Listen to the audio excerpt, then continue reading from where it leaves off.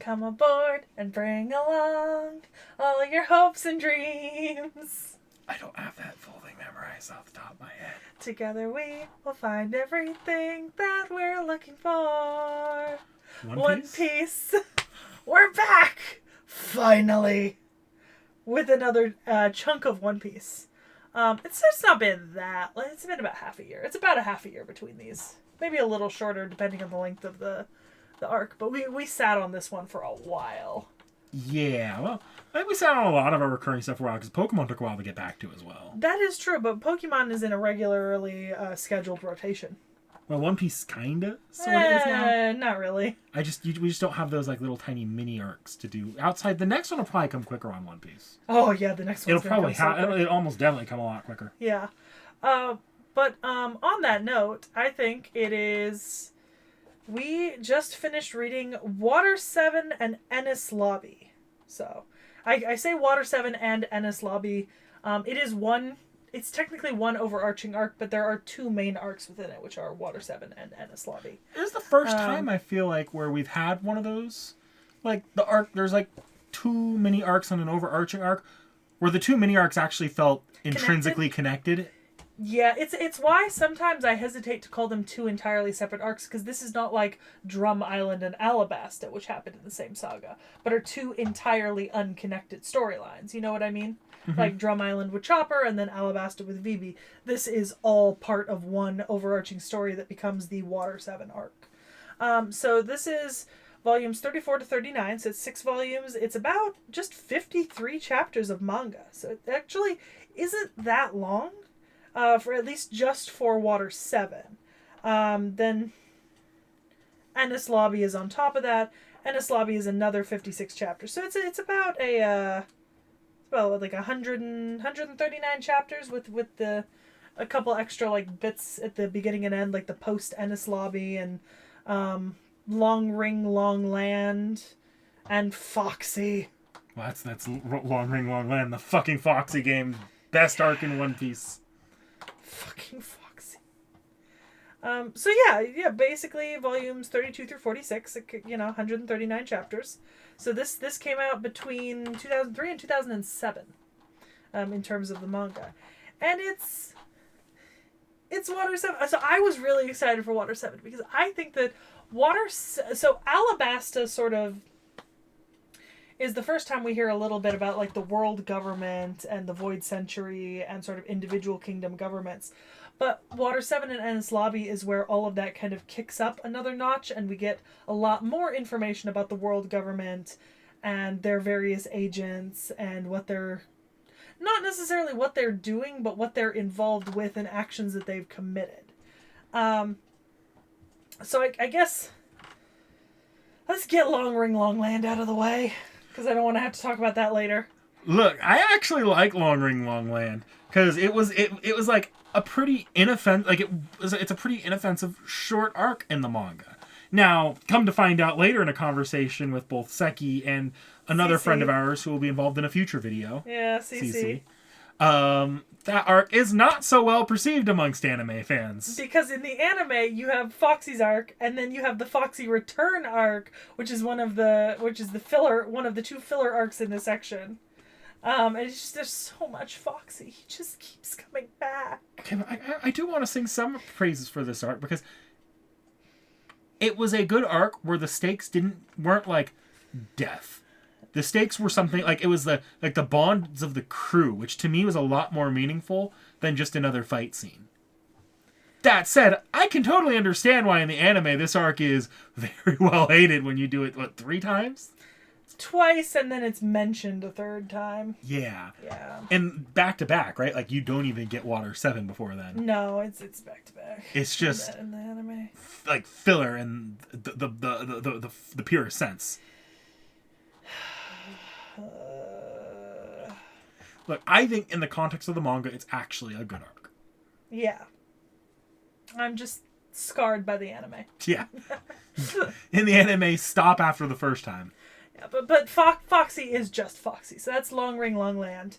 Then we have Water 7 and Enes Lobby and post Enes Lobby. And I don't really think there's not a whole ton you can separate between those 3 arcs other than just like the fact that you've got the rising action, the climax, and the falling action. I can kind of like I do think as a storyline, at least the middle, the Enes Lobby and Water 7 are absolutely connected storyline. I think post Enes Lobby is a little bit more its own thing. It's kind of its just, own like interlude, basically. Well, it's kind of wrapping up all of what like they're getting the ship built and they're doing that and we're grabbing Frankie and the little bits afterwards, just like tying up any loose ends. So it's the falling action, right, of the story. It's that little tail at the end of the hero's journey curve. You know what I mean? Mm-hmm.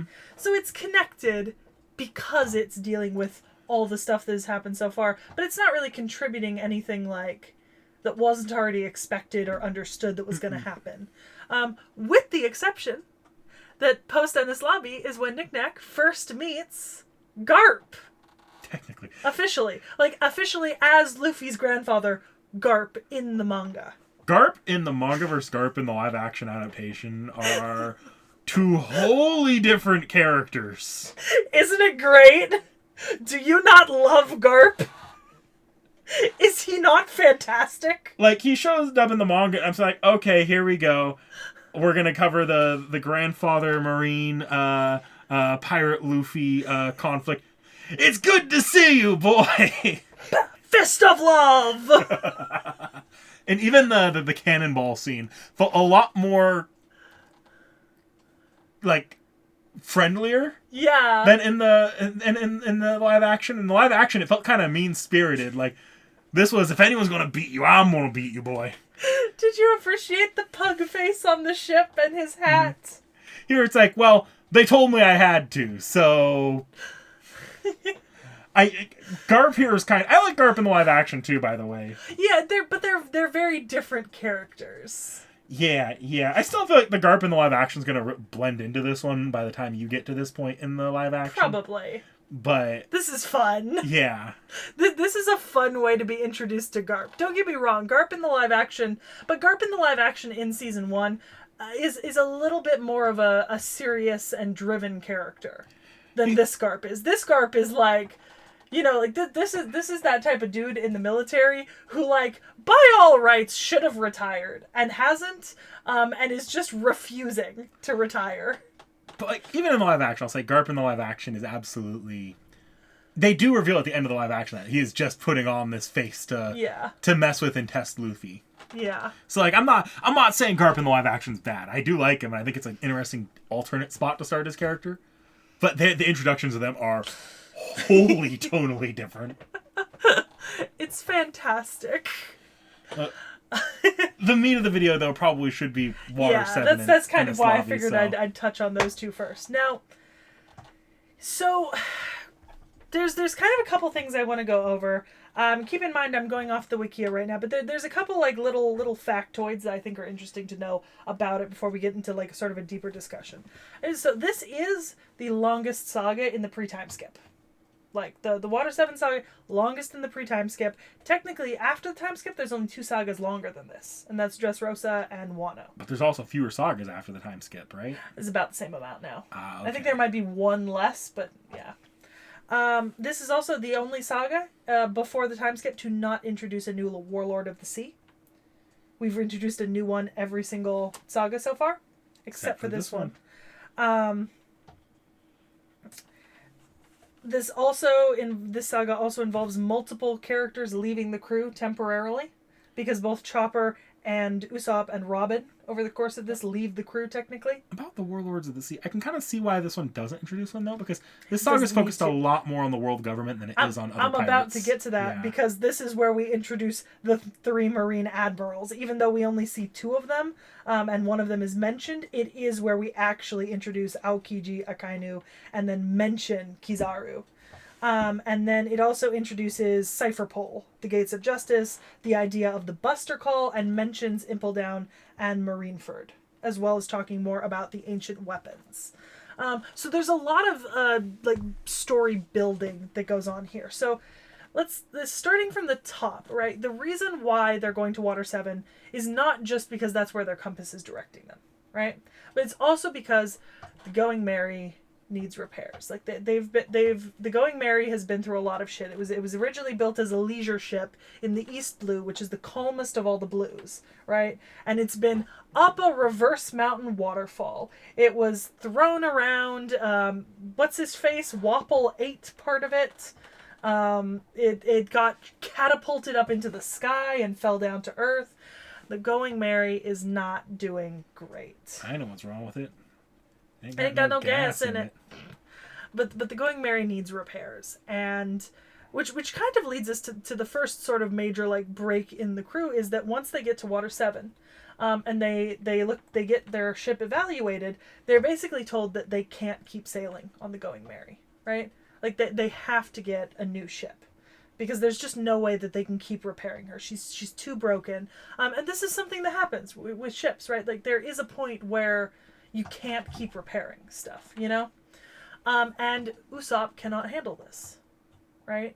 Keep in mind, I mean, Kaya gave this ship to them. It was like a sort of a symbol, his contribution to like, there's a whole lot of emotional stuff going on here for Usopp into not being able to kind of handle this. And so he leaves, right? He says, I'm not gonna stay on the crew if you're gonna get rid of the Going Merry. And I think it's very irrational, but he's young and there's a very strong emotional attachment here. And so you really do kind of feel for him at this moment, you know? Mm-hmm. Like, it's a very emotional moment, especially because the Going Merry is part of the crew. Like, the ship is literally part of the crew. Like, they've been sailing with it for so long through so many things. And it was just never built to be put through this kind of beating. Water 7, obviously. Beautiful city, you know? And they're famous for their shipwrights, right? Water 7, shipwrights, Polly and Iceberg, and everyone. Mm-hmm. So how did you feel about Water 7? I mean, I'm of two minds here. Mm-hmm. Not bad and good in mind. More like, if you think about Water 7, I actually really, really like Water 7 as far as the actual crew goes. Because I think it was one of the first arcs of One Piece that didn't feel wholly focused on the fights. It felt a lot more focused, especially to the early to mid-section, on the drama between the crew, the intrigue of what's going on with Robin. Yeah. Like, it's one of the first times, I think, in One Piece in general, I've seen the series really slow down to build up to the fights, the oncoming fights. And it did a really good job of that, especially like the drama between Usopp and Luffy. Luffy himself being on Usopp's side until like actually taking a chance to think about it. It's something out of Luffy. It was a good character moment out of Luffy, and I've made it no secret that I don't particularly care for Luffy as a character normally. But I think this endeared me a lot to him. Like that extra little bit of maturity Luffy shows there. Because he understands, you know? Like, he also views Going Merry as part of the crew, but, you know, he has... It's sort of like a moment of maturity that you have to realize what has happened, you know? And what's happening with Robin, I mean, Robin is interesting in terms of the crew members because she joins at the end of Alabasta, right? But now we're sort of having like what's happening with Robin now? Like, we never really got her backstory fully. And all of a sudden now things are coming to light and she's leaving and they're having to chase her down and... I think Luffy... The dichotomy of how Luffy treats Robin versus how Luffy treats Usopp is interesting to me. Because with Robin, Luffy grabs on and does not let go throughout this entire arc. He is constantly pursuing her, trying to like let her know, hey, I know you're not betraying us fully.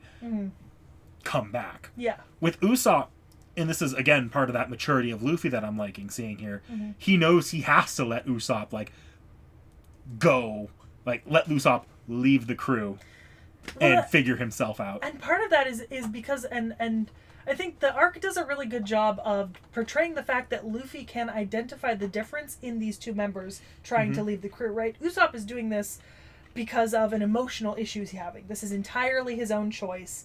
Like he's rationalizing this. Meanwhile, Robin is obviously doing this as a result of pressure that is being put on her from an outside source, right? And Luffy understands that. Like, I think something a lot of people will say is that the further in you read, you can actually read Luffy as a character who's maybe not intelligent in terms of like what we would typically understand as intelligence, but he is emotionally intelligent. Like he's got a level of like emphatic sense and sort of emotional sense that makes him do really well in situations when he's put in situations like this. The difference between Usopp and Robin leading the crew, you know? Yeah, and I think early in the arc, the Frankie family makes fantastic villains. Like that moment where like you feel the anger of the crew after they like All their money to get a new ship. yeah, Gone. and when they just and that's not what angers them so much. Like that is not what initially gets them going. They're looking into it, but they're not pissed. They get pissed the fuck off when they see how the Frankie family just like beat Usopp to near death. Yeah, because Usopp didn't deserve that, you know? Like, that's absolute bullshit. Frankie family, the true minor villains here. Like, I loved that moment where they just, while Frankie is away, they march up to the Frankie family base and just level the place. Yeah, because it's the money is less important than Usopp is. And I think it's sort of a very good representation and demonstration of the fact that for One Piece, for Luffy's crew, the other crewmates will always be more important than any other benefit or detriment that they can get out of it, right? And this money was like what they were going to use to maybe fix the Going Merry too. Exactly. So the fact that they can't fix the Going Merry now because they lost the money, which they weren't going to fix it in the first place, but they're only barely coming to that realization. Yeah. And Usopp was beaten to near death for trying to protect the Going Merry. It's an emotional fucking arc for some of our characters. Like, holy shit. And the thing is, like, I love all the characters that we meet in Water 7, right? Like, and what an absolute, I will admit, right? Like, this is probably because I was younger. I was sort of less in the know about how people write certain characters to kind of prepare for twists and stuff. But moving into Enes Lobby and having, like, a bunch of the members of the Iceberg Shipwright Company end up being members of this government organization, Cypher Pole, was an absolute shock to me. They're feds. Yeah, no, like genuinely, and then the reasoning behind it being the ancient weapon and the fact that like Iceberg and Frankie supposedly have this knowledge in their heads, right? Was actually very interesting, right? Oh, like governmental espionage. Before we move fully into Enes Lobby, though, I did want to bring up my Fair. the other mind I have on this arc. Yeah. I know there's a large... I know the term because I've heard other One Piece fans say it. The Going Merry's not just a ship. Yeah. And while I appreciate what comes with it for the drama for the crew in this arc, and I really like the arc for the drama and the crew, I didn't feel that emotional attachment to the ship in this arc. And I feel like it was... Because I was surprised it was happening so soon, is how it felt for me. I think it's part of this is because at least Mary has always been a part of the iconography of the crew, right? Is that as soon as Mary was introduced as like their ship, right? That Mary and her figurehead and like iconography of her have always been part of the iconography of the group, right? Like her head will be in the background or they'll be on her decks and stuff, and so she's kind of like she is the ship that is carrying them. And I think like moving a little bit further into this arc, obviously with the Klabautermann that we saw, because we saw the Klabautermann in Skypiea, right? And I don't know if you know like the idea of the Klabautermann. They explain it a little bit in this arc. But yeah, basically spirits that are produced by a ship that's been given so much emotional and sort of like attachment. So in a way, I understand it because, like, obviously, they've loved the ship so much that they've literally manifested a spirit, right? A spirit of the ship that helps them, right? But same, I get what you mean. Mary is not like, you know, Usopp or Luffy in that she's a fully autonomous member of the crew that you're losing. I was sad but you know what? I think a lot of the emotional impact of sort of like Mary in this arc can often be attributed to people who watch the anime, because they really leaned into sort of the emotional feeling in the anime in a way that you kind of can't in the manga as much. Here's a weird thing in the anime where they have those extra filler arcs that might help, because I think a large part of the problem with the Mary for me is, while they do emphasize that Mary is part of the crew, and I don't have a problem that Mary's not an autonomous character, I just feel like for how much people were talking up, I kind of expect it to be later on. Because I feel like when you get to a major One Piece arc, especially after East Blue, which you only get Mary about halfway through East Blue, you tend to get off the Mary.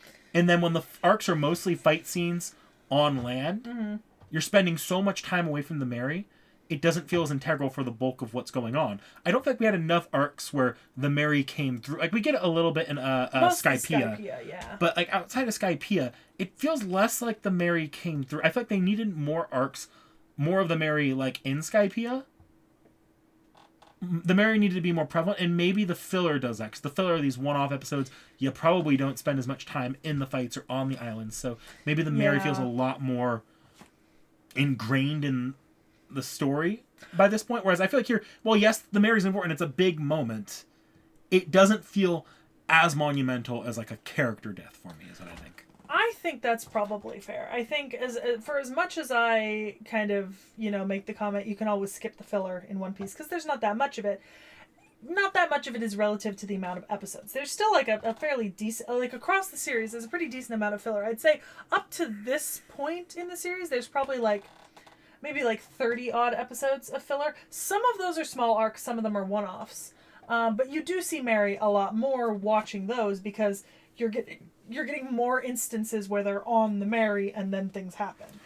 So I guess that makes sense. The other way I can look at it is for manga readers, it could also be that not following this week to week. Following this week to week, I can 100% see how the time doesn't feel as fast. Yeah, because you would have been, This arc alone was, what, 3 years? 2003 to 2007. 4 years. Yeah, because if the series started in 1997, so you would have already known the Mary for 6 years before you got to this point, and then you would have had almost a decade with the Mary. Whereas I got about you got 2 years. Yeah. Add the time since we started watching the anime. Technically takes us back to what, season 1 or season 2? But still, that's 5 years at most, and most of that wasn't active time spent kind of experiencing story with Mary involved. So that makes sense to me.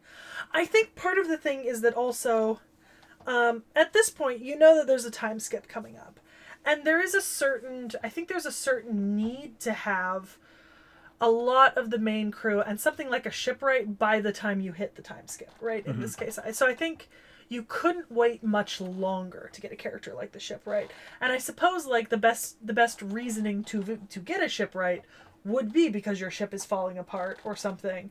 And in the way that they've created Water 7 and sort of Frankie's place in the story, it does make sense to get a new ship here. But I see what you mean, because at the same time we're on the 4th arc. But the ship that we get at the end of this, right? Thousand Sunny is still going strong post time skip.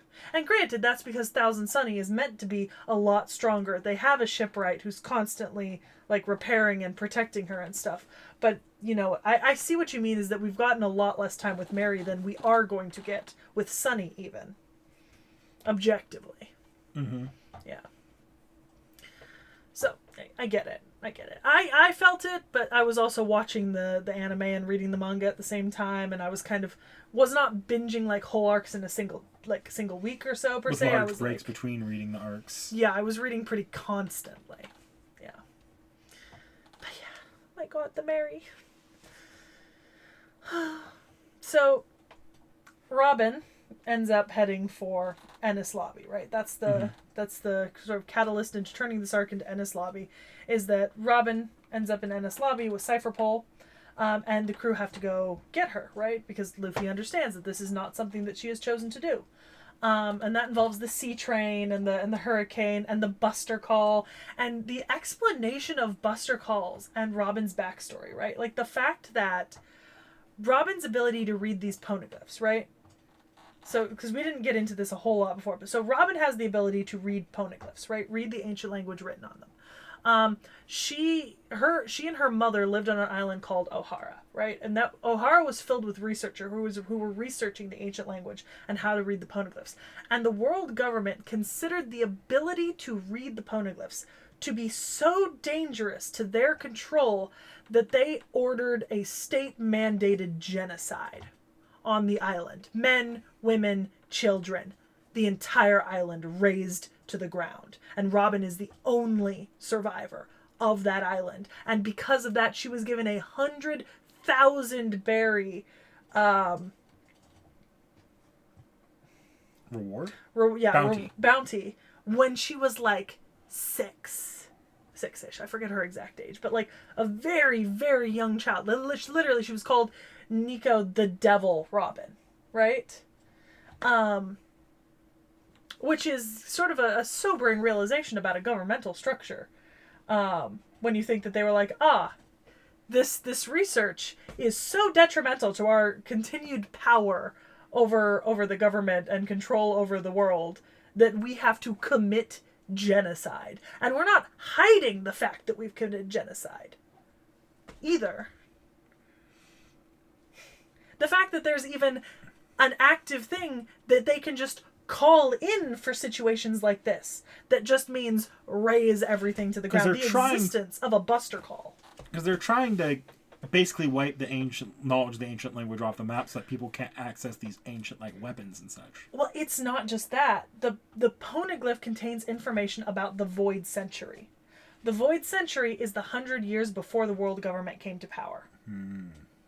When the world government didn't exist. What existed before the world government?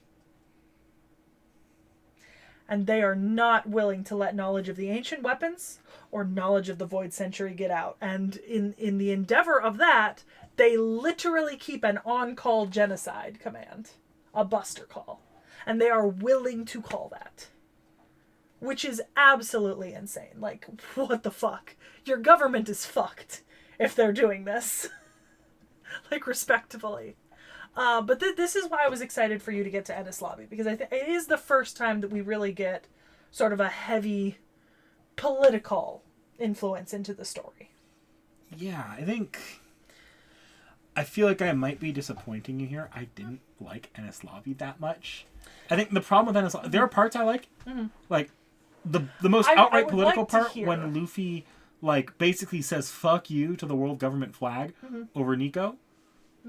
That was really cool. Like, yeah. That was, like, I assume that's, like, the biggest part. You're like, I wonder if you'll think of that. To me, that was, like, the fact that Luffy is standing in opposition to the world government, not necessarily, he's not being a pirate to be a terrible person, but, like... And if I'm not wrong, Enes Lobby's, like, the heart of, like, at least the navy of the world government, right? So, no. That's Marineford. Okay. Marineford is the heart of the navy is the heart of the government. Enes Lobby is like their... What's the word? It's where Cypherpole is headquartered. It's where a lot of their other stuff is headquartered. Okay. But yeah, Marineford is the actual head of government, per se. Because Marineford sits at the base of the holy mountain Marie-Joie, and Marie-Joie is where all that shit happens. Yeah. Either way, they're in a very important spot for the world government, and Luffy in the heart of that, like...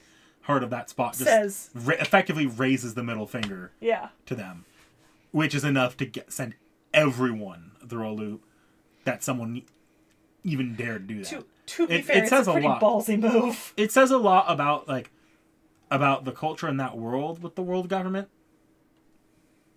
but I think my problem with the arc comes more in... Oh, and then the other moment I liked is when the Going Merry arrives at the end. Oh, but that's what I needed more of before the Going Merry's. Like, it's not just a boat really would kick in. Yeah, because it is very sort of sentimental when she finally like splits. Either the Going Merry like surviving something it shouldn't, like seeing the degradation of it more over time, or the Going Merry like pulling out of like really rough situations. I feel like they could have done that more and they didn't. But here they do it, and I do like how they handled it here. So I'm assuming that the parts of Enes Lobby that you have the most issues with are like the weird fights and sort of the Cypherpole gauntlet that they're having to run to get Robin back. It's the fact that Enes Lobby is, while it does have exposition in it, it is exposition that is just kind of like needle in a haystack to all of the like the constant string of fights starting at the very very start of the arc, and it's just exhausting to read, especially all at once. Because it's to the point where on some of that exposition, my eyes were glazing over by the time I hit it. Because the weird thing is, because the crew obviously gets all split up, and so it's like simultaneously a tower climb through a bunch of fights, but also 8 different things happening at the same time. And so you get different people in different fights, right? So as Nami's facing off against Soap Lady, I think, right? Something like that, yeah. Nami against Soap Lady and so on. Like, forget who... Sanji's fighting Kaku, the giraffe man, and Zoro's fighting Lucci? They all take the devil fruit, like, right before that fight starts, so... Yeah. Anyways, everyone's fighting everyone. And it's all, like, weird devil fruit powers, so you're tracking, like, all of what they do, like, 3 Kaku, at once. the giraffe man. Yeah. The Soap Lady. And I think... It's a little hectic in the way that the fights are done. I think, in my opinion, I also agree that the fights are a little out of place in the way that they place them. Because I think you needed to... I think my biggest problem with this arc has always been the way that they try to pepper stuff in throughout all the different fights. I'm sure this reference will go over your head, but it felt very Phantom Menace when you have like 3 different fights going on at once in the climax, and it's just kind of like you're jumping between all of them, and it makes most of them feel kind of lesser. Mm-hmm. I'll say outside of just the fight length here, or the amount of fights and the complexity of these fights going on, I also feel like it just was way too long in the tooth. This did not need to be at equal length to Water 7. It was, effectively speaking, the climax of Water 7 extended out into a full arc, which really, especially if you're reading this Water 7 to Enes Lobby back-to-back, really kills the pacing. Mm-hmm. That makes sense. That makes sense. The parts I was excited for you to read about this arc, and the parts I thought you would find interesting are the parts you did find interesting and enjoyed. I figured you might have an issue with the way that the fights are kind of paced in the climax. I admit, when I first watched this, I think I watched this anime before I read this in the manga. Mm-hmm. And it's a little bit more together in the anime, but I think that's mostly attributed to the fact that there are recaps between episodes. So it's a little harder to lose track of what's happening. Because like you'll recap the last time this fight was portrayed in the episode before you start your episode. Exactly. So it kind of mitigates that a little bit. Love Usopp coming back as Soge King. I love that. Because he's not willing to admit that he's Usopp. But everyone knows it's Usopp. At one point, I think Luffy even calls him Usopp. Yeah. Like, just out like, Usopp, no! Yeah, but he's Soge King. Yeah. This is an ongoing gag with Usopp. Anytime he puts on this mask, Soge King is a separate member of the crew. He kind of became a badass as Soge King. Yeah, he puts on the mask and all of a sudden he's a brave warrior of the sea. And, like, he actually pulls off shit that Usopp would normally not even try to pull off. Yeah, no, Soge King is... I think Soge King is really interesting because it's a show... It shows us that Usopp is capable of doing these things. Mm-hmm. He just needs more confidence in himself. You know? And he just doesn't have that confidence in himself. He has confidence in Soge King, a personality that he has created that's very over-the-top and theatrical and brave, but it's a character he's putting on, and that's how he sees it, which is why he's able to be that way. But what it really shows to us is that Usopp is fully capable of being a badass member of the crew. You know what I mean? Mm-hmm. And we should not forget that, is that he is capable of being a badass member of the crew. I still love it. There's like, you never get the moment where Usopp removes the Soge King mask and then like plans to rejoin the crew. He just comes back and like... But he is forced to apologize when he comes back. And I think that was important. Because if he had not been forced to apologize, right? Then it wouldn't have been fair to everyone else. And it would have reflected a lack of emotional maturity, right? Is the thinking that he could just come back like nothing had changed. Just because he wants to be back now. I appreciate that. Wasn't I feel like Usopp got so much for his character in this arc, you know what I mean? Mm-hmm. And I'm like, that's kind of great, because I feel like we didn't get a lot of him in Syrup Island originally. He was just kind of the main character there, but he wasn't really doing a whole lot. And then he hasn't really had a big presence in a lot of the arcs so far, mostly because he's not one of the strongest fighters. This is definitely one of the strongest Usopp arcs. Mm-hmm. How about that? How about that way that Robin convinced Frankie to join the crew there at the end? I shit you not. The way that I could not describe this to someone and sound serious.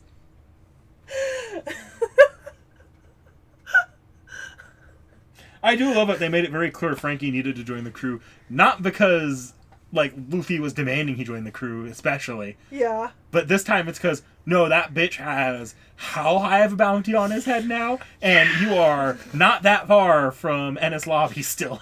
Yeah, like it is actively safer for you to join this pirate crew and leave than it is for you to stay. You might need to lay low for a few weeks. Yeah, like get the fuck out of here.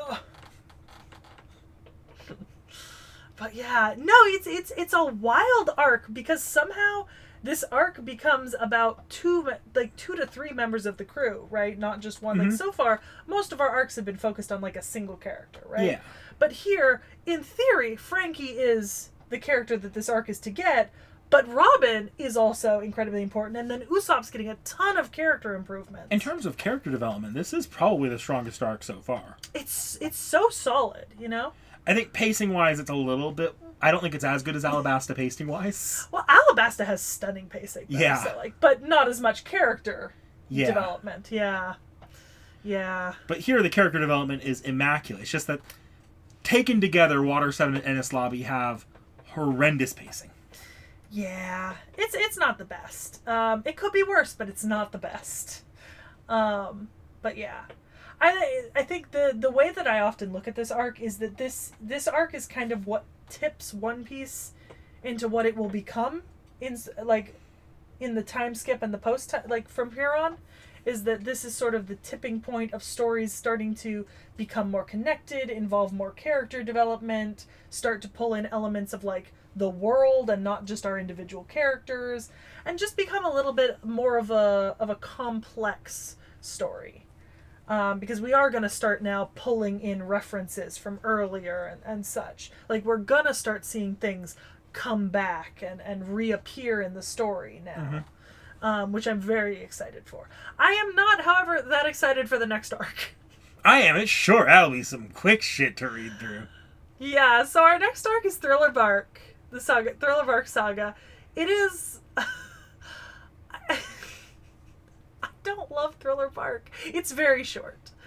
So we actually probably will do this. I might record that as soon as we're back. I might be able to record it as soon as we're back from vacation, to be honest. That was my thought, because it's very short. It's like half the length of this. I want to say it was shorter than either Enes Lobby or Water 7. It might be. So is it each of those were like 50-ish chapters? Yeah. Let me take a look. I could have sworn was hanging around 40. Let's see. Well, but you have to consider the beginning and the end. Like if there's any other... So it's 48 chapters total. Yeah. Yeah. It does technically have 2 filler arcs in the anime. But we're not watching the anime. We're not watching the anime. Foxy is a great indication of why I'm not. Yeah, that's true. So, yeah, no, I'm looking forward to it because this will be easy. Like, this is genuinely...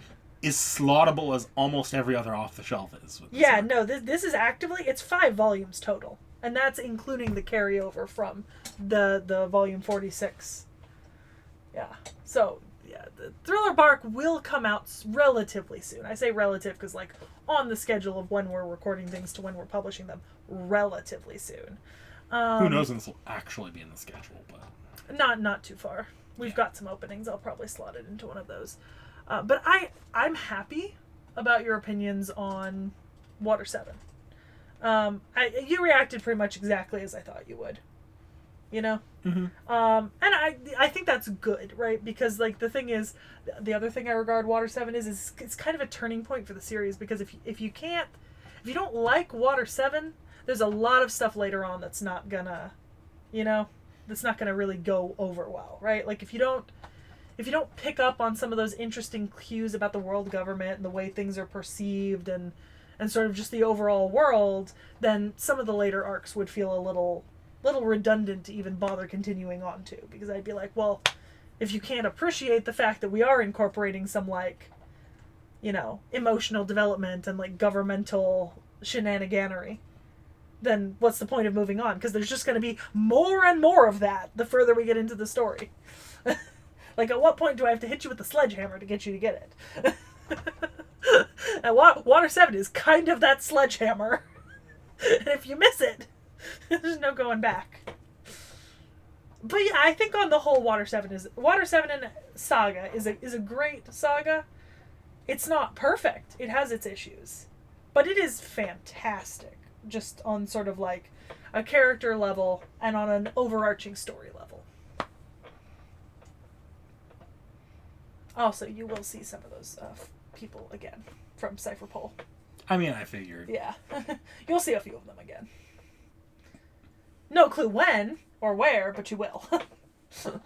I know there's a big giant war arc right before the time skip. You actually won't see them there. Really? Nope.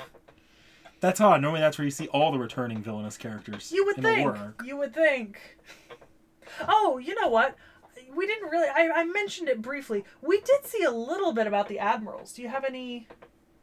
Not really. Okay, I mean, we kind of just barely got shown them, but like... Yeah. At least you know that they're there. So we have the general structure of the military is kind of like has been revealed to us. So you've got the admiral and then the 3 vice admirals, Akainu, Aokiji, and Kizaru. We've seen Akainu and Aokiji. We haven't seen Kizaru yet. I don't think we've been introduced to the person who's in charge of them, technically. And then below them are the whatever GARP is, vice commanders.